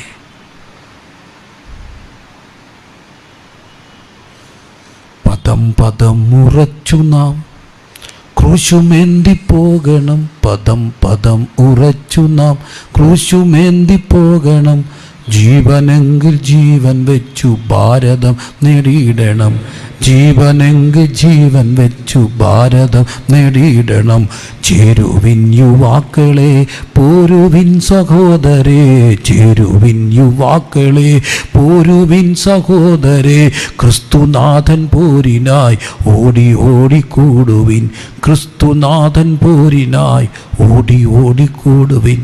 സഹോദരന്മാർ, ഈ ഗാനം ആലപിക്കുന്ന സമയത്ത് സുവിശേഷത്തെക്കുറിച്ച് ലജ്ജിക്കാതെ ദൈവത്തെ ദൈവം എന്നോർത്ത് മഹത്വീകരിച്ച് ദൈവത്തിൻ്റെ പൈതലായി ജീവിക്കാൻ ഈ ഭാരത മണ്ണിൽ ഈ സമയത്ത് എനിക്ക് ആഗ്രഹം തീരുമാനിക്കുന്ന യുവാക്കളെ, ഓൺലൈനിലൂടെ അടിക്കാൻ നിങ്ങൾ കേൾക്കുന്നത് ഒരുപക്ഷെ നിങ്ങളുടെ മുറിയിൽ നിങ്ങൾ അടച്ചിട്ട് മുറിക്കകത്ത് യാദർച്ചയായി കേട്ടായിരിക്കാം. ഇപ്പോൾ ഒരു നിമിഷം എഴുന്നേറ്റ് നിന്നിട്ട് ഈ പാട്ട് പാടുന്ന സമയത്തൊരു തീരുമാനം എടുക്കാമോ? എനിക്കൊരു അസ്വാഭാവിക വ്യക്തിയായിട്ട് മാറണ്ട, അസാധാരണക്കാരായിട്ട് മാറണം. അതിനുവേണ്ടി ഓടിക്കൂടാൻ എത്ര യുവജനങ്ങളുണ്ട്. ഈ ശക്തി കർത്താവ് ചോദിക്കുക. സുവിശേഷത്തെക്കുറിച്ച് ലജ്ജിക്കാതിരിക്കാൻ നമുക്ക് ഈ ഗാനം ചേർന്ന് പാടാം. ഇതൊരു മാർച്ച് ഫാസ്റ്റാണ്. എന്തിൻ്റെ? ദൈവരാജ്യത്തിന് വേണ്ടി. പത്തം പത്തം ഉറച്ചു നാം. ആ പാട്ട് പ്രയമത്സല്യ സഹോദരങ്ങൾ പാടുമ്പോൾ തീരുമാനത്തോടെ ഉറപ്പോടെ നമുക്ക് ഒരുമിച്ച് പാട്ടൊന്ന് പാടാം. പദം പദം ഉറച്ചു നാം ക്രൂശുമേന്തി പോകണം. ജീവനെങ്കിൽ ജീവൻ വെച്ചു ഭാരതം. ഞാൻ വീണ്ടും വിളിക്കുക. ചേരുവിൻ യുവാക്കളെ, പോരുവിൻ സഹോദരേ. ക്രിസ്തുനാഥൻ പോരിനായി. എത്ര കുഞ്ഞുങ്ങളുണ്ട്? യുവശക്തി കർത്താവിന് വേണ്ടി കൊടുക്കാൻ. എനിക്കൊരു അസാധാരണ ദൈവസ്നേഹം, അസാധാരണ ദൈവകൃപ, അസാധാരണമായ ധൈര്യം.